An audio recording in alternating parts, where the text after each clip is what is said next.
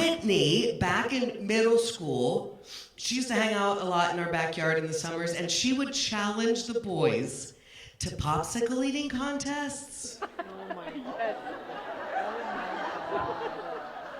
Damn, girl. Jesus Christ, dude. No, she was really good at it. And I would watch Whitney eating that popsicle.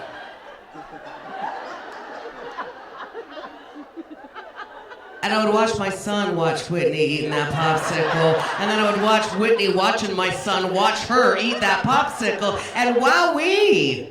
Do you know that is the very moment in my own backyard that I became an unhinged mom? Right there. Just arbitrary rules coming at you. Like, no, we are forevermore a popsicle-free household starting right now. Just very tiny vanilla ice cream cups with short spoons. That's all we're gonna be.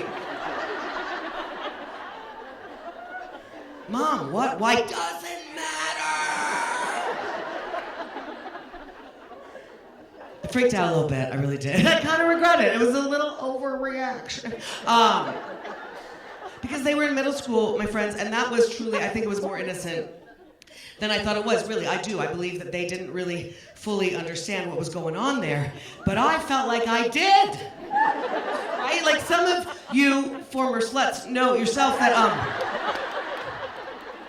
one of the superpowers as a parent of teenagers is you just go back into your own hormonal and delinquent brain and you think, oh, right. Like, personally, I thought, oh my God, back in middle school, like Whitney, I was a very fierce, very competitive little girl. And at the end of the swim team season every year, there was a banquet at Chico's Pizza Parlor, of course there was, and they would hold a root beer chugging competition. And so, no way was I gonna let the boys beat me at that, right? So every day, all summer long, right in front of the boys, I would practice relaxing the muscles of my throat. Just in a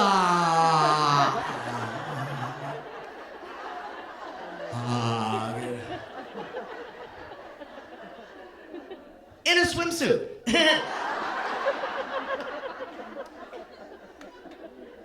But I mean, really, it worked. Totally innocent. I was the reigning root beer chugging champion of Moses Lake, Washington for 3 years in a row. Also, those skills do come in useful later in life. But anyway, Whitney is great.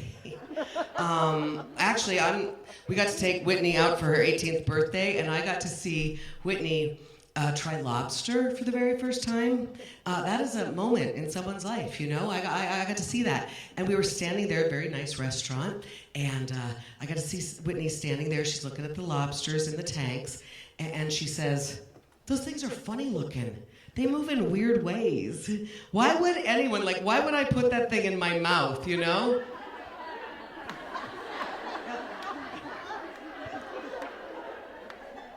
And I'm liking it so far. But then Whitney said, wait a minute, you're telling me that you just pick one of these lobsters at random and you hope there's a lot of good meat in there?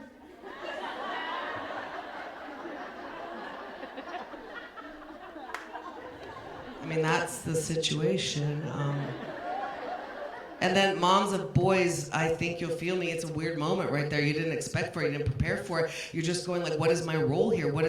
I don't think it's my job. I don't know. I know what my sons are working with, but I don't think it's probably my job to tell her that sometimes the smaller ones are the sweeter ones. I don't think that's my job.